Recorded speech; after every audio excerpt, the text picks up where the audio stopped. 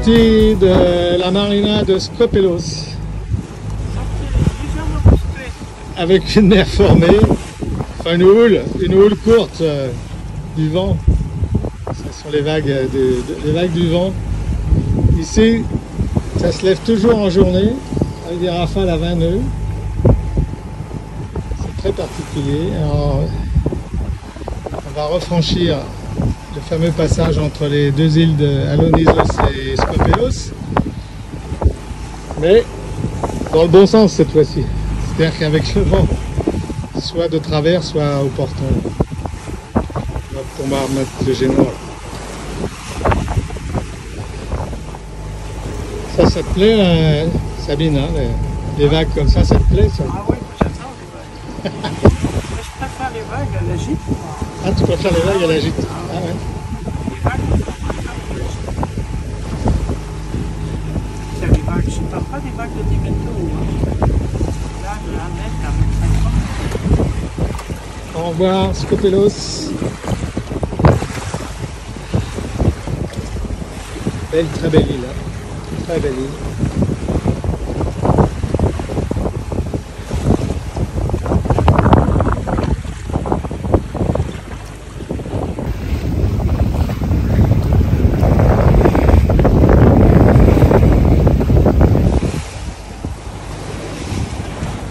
Alors Sabine, là, c'est bon là, le manège? Ah mais c'est en haut, en bas, en haut, en bas. On est ravis.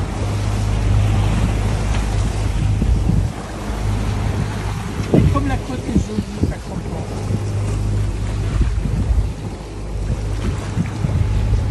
Donc,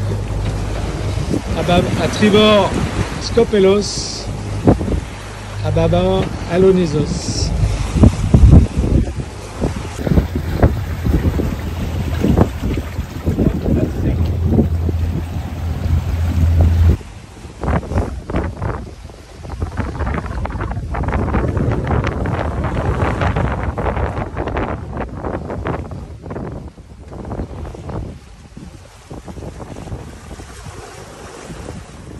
Ça y est, hein, encore quelques petites risées et c'est bon. Hein? On respire un peu.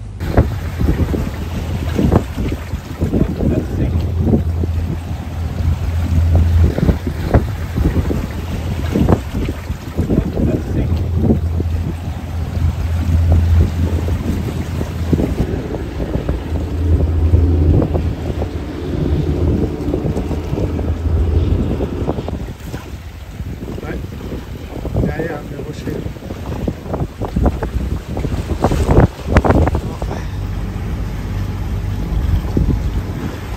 Il va falloir prendre la vague de face.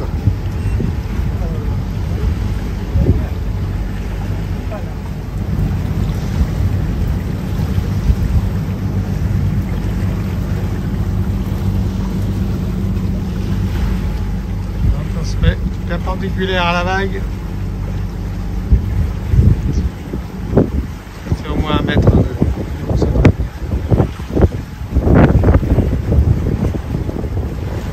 Et voilà, elle arrive.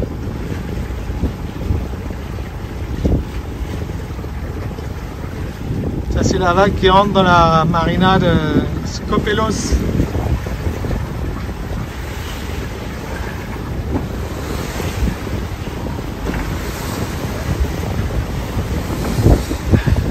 Incroyable.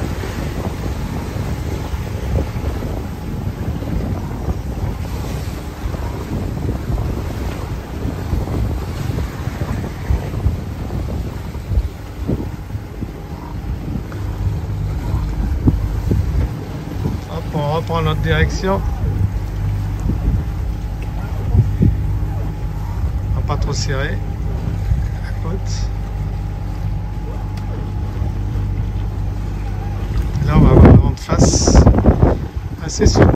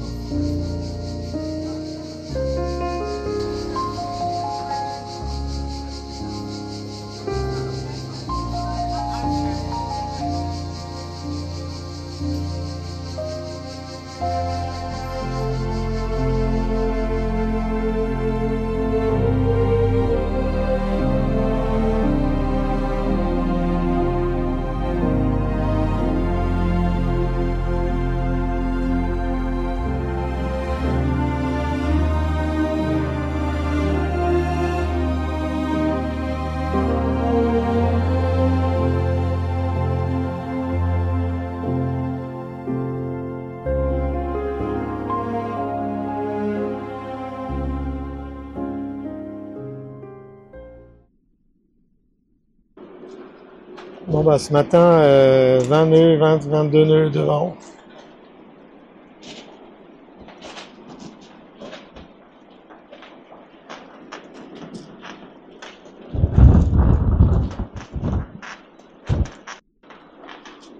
Hier à 4 heures du matin, avec des pointes à 22, 23 nœuds. Alors le problème c'est pas les 22, 23 nœuds, c'est que beaucoup de bateaux sont de travers, attachés au rocher, les amarres arrière.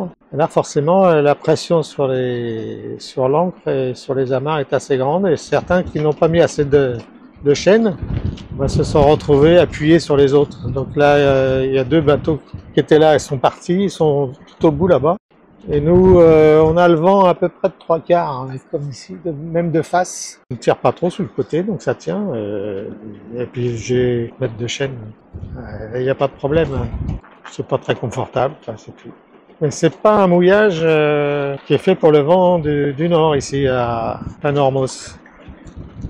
Alors certains disent que c'est un très beau mouillage. Oui, c'est un très beau mouillage quand ils sont garantis dans tous les cas. En tout cas, pas du nord et du nord-ouest. Nord-est, pardon. Donc là, il y a deux bateaux qui sont partis, un peu en catastrophe. Le problème dans ces mouillages-là, dans ces mouillages comme ça, où on commence à être en saison, haute saison, mois de juillet, et les bateaux charters, les bateaux avec des gens avec peu d'expérience. Donc ils vont mouiller comme ça, et ils vont pas regarder les informations météo de l'endroit, alors que c'est bien indiqué sur Navili que nous sommes actuellement n'est pas recommandé en ce moment.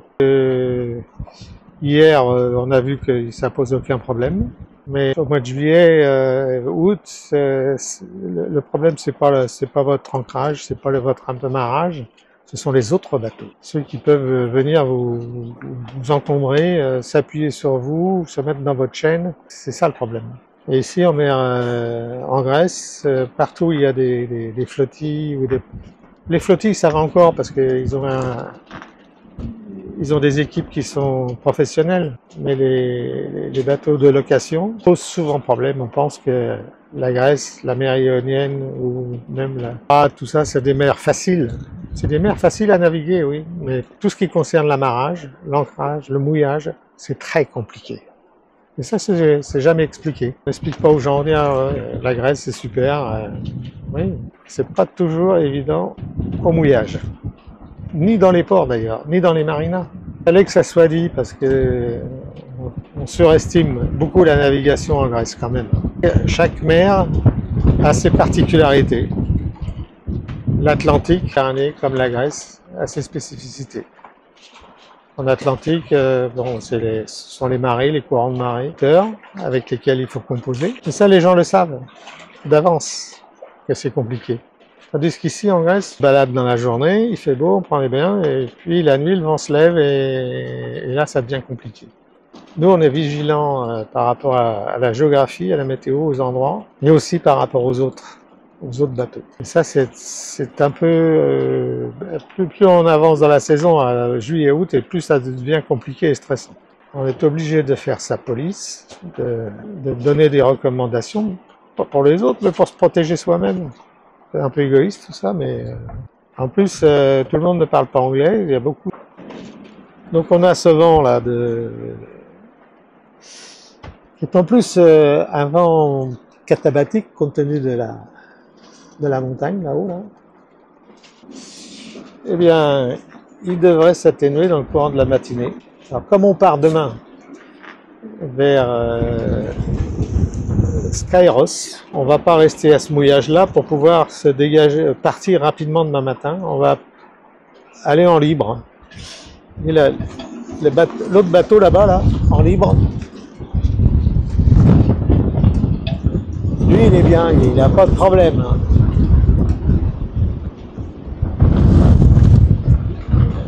Ah, c'est sûr qu'au-dessus de 15 nœuds, il faut mieux être en libre. 15 nœuds vent de travers, il faut mieux être en libre que amarré par l'arrière avec un vent de travers. Ça, j'avais fait un exposé en 2019 sur les mouillages à l'ACA. Les forces latérales exercées sur sont importants. C'est le même phénomène qu'un arc.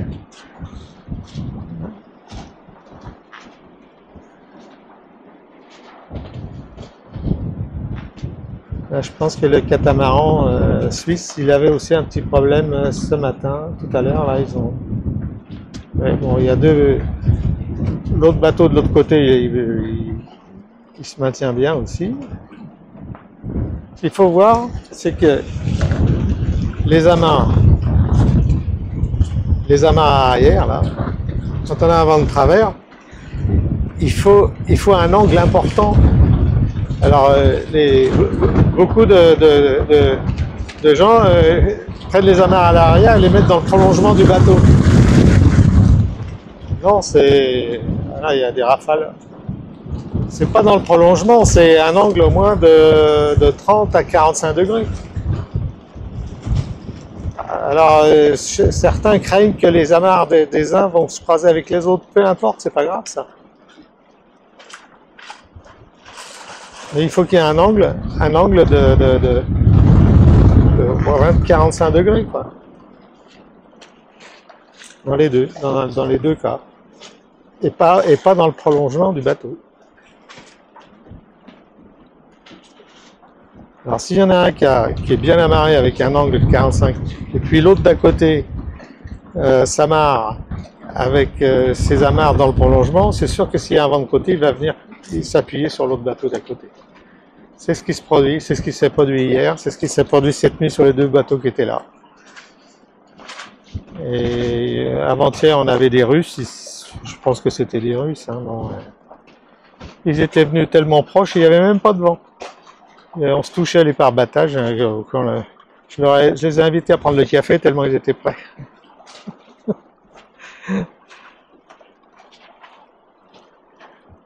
En bateau, il faut avoir un cerveau multifonctionnel qui fonctionne j'ai employé des grands mots, de manière holistique, c'est-à-dire qui peut intégrer plusieurs paramètres, beaucoup de paramètres en même temps. Le vent, la rotation, l'évitement,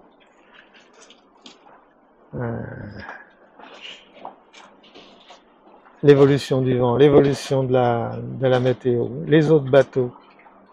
Ça en fait des paramètres à intégrer en même temps.